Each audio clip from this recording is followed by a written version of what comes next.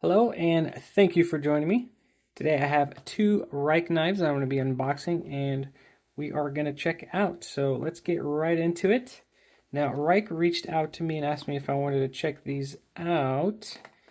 And I don't think they have names, they just have numbers, but this is the P878 and the P801. So we're just going to get right into it. One of them I'm really interested in checking out because of the way you flip out the blade. It's very subtle and it's very tucked away. And I think, yeah, so it is this one. Hold on, let me get the number again. The P878. And this is a first, so we have basically a tag on the knife, but I can just slip it off from under the clip. And the other one, let's see here, is the P801. This is an all steel knife. And I really like the design and the look of this one. So you get your silica bag, you get their little brochure. No stickers, but that's all right. Let me just get this out of the way. And then we'll slip this one out. Okay, so same thing, you get a tag on the pocket clip.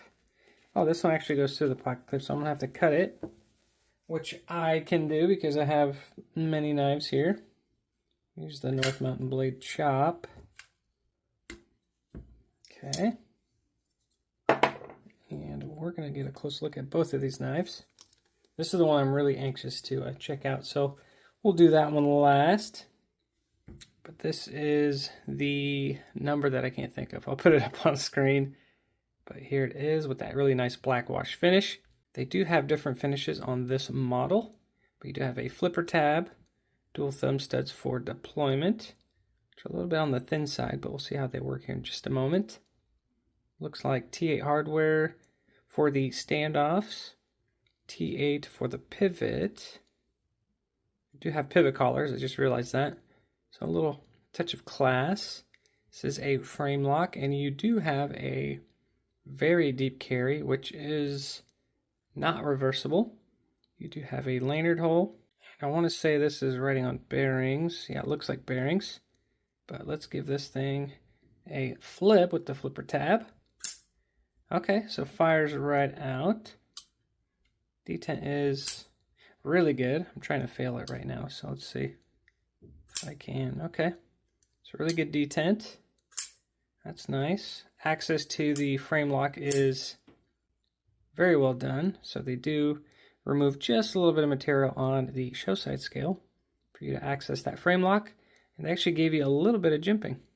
So that's nice, a little bit of texture for your thumb to grip or grab onto.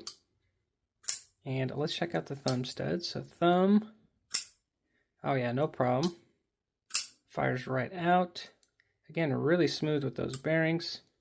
Let's try the reverse flick. Oh, that was my mistake. Okay, so it works.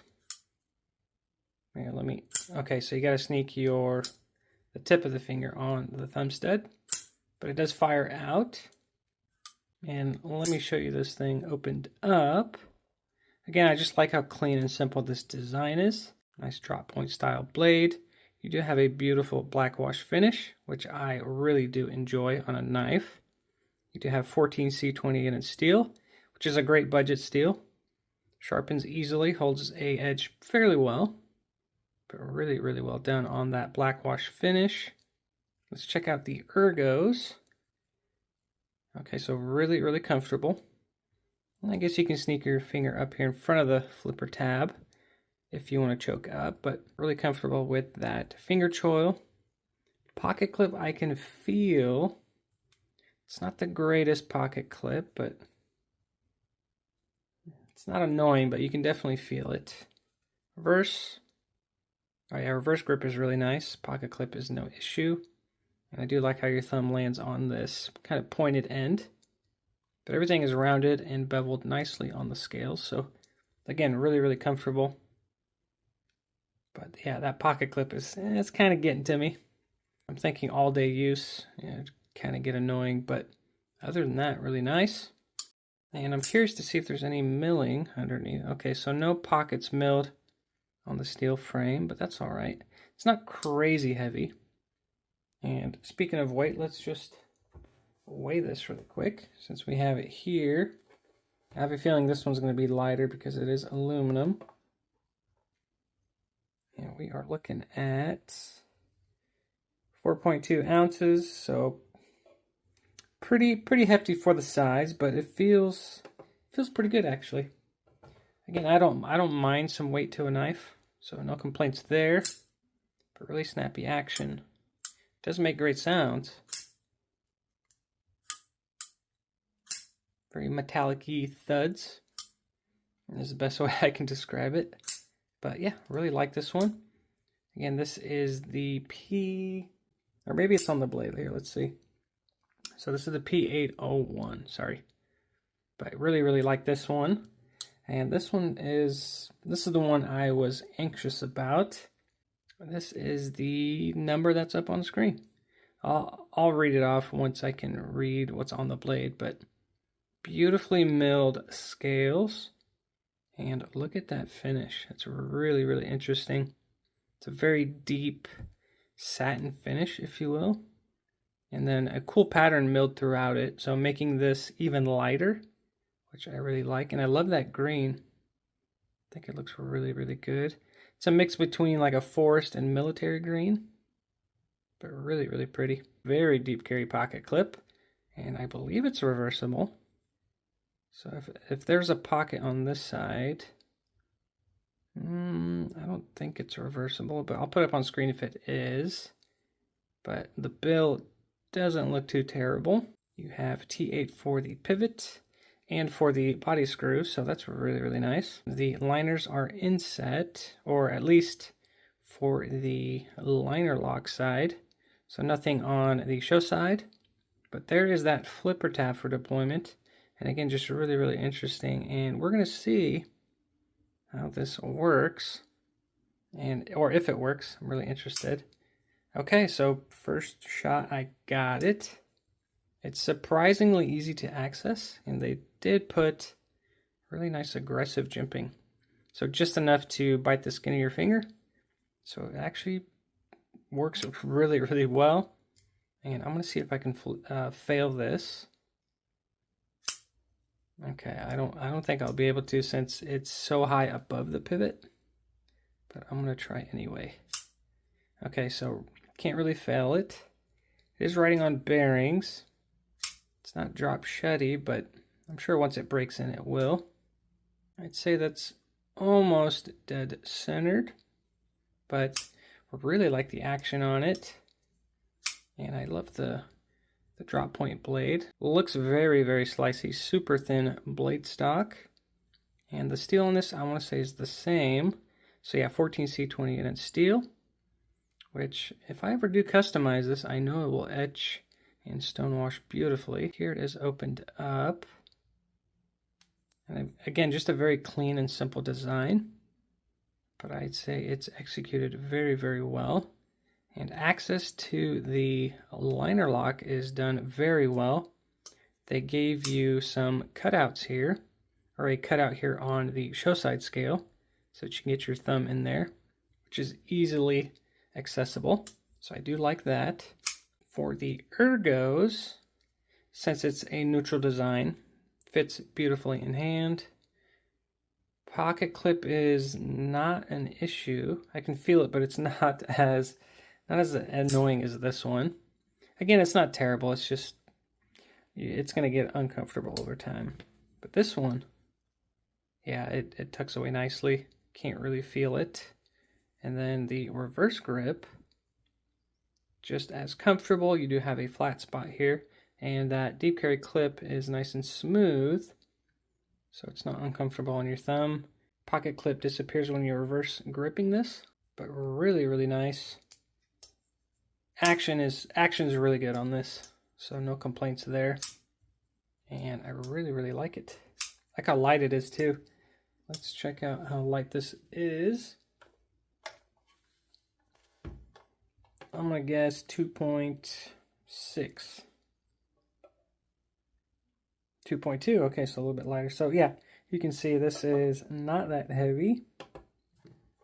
So really, really like this one. Again, that green is really, really nice. And quickly, let's do a size comparison with, I guess, a popular model. Here's the mini bug out. So definitely larger than the mini bug out. Let's say about 1.5 inches. But let's check out the size of this one. Again, I'm not good with numbers, so if these were named, I'd probably remember them easier, but there it is with the 801.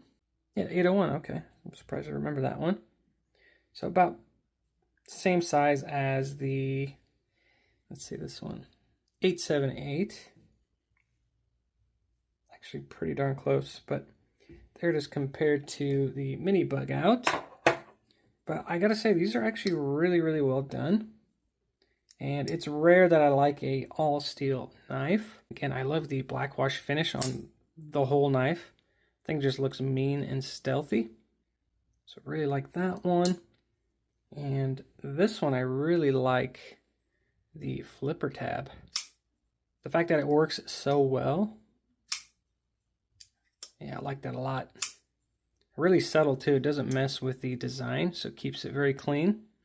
And almost kind of tricks you in a sense that you kind of ask yourself, how does this open? But you take a closer look and there is that little flipper tab. And really the only negative thing I can point out with the 801, I believe. Yeah, so 801 is the pocket clip.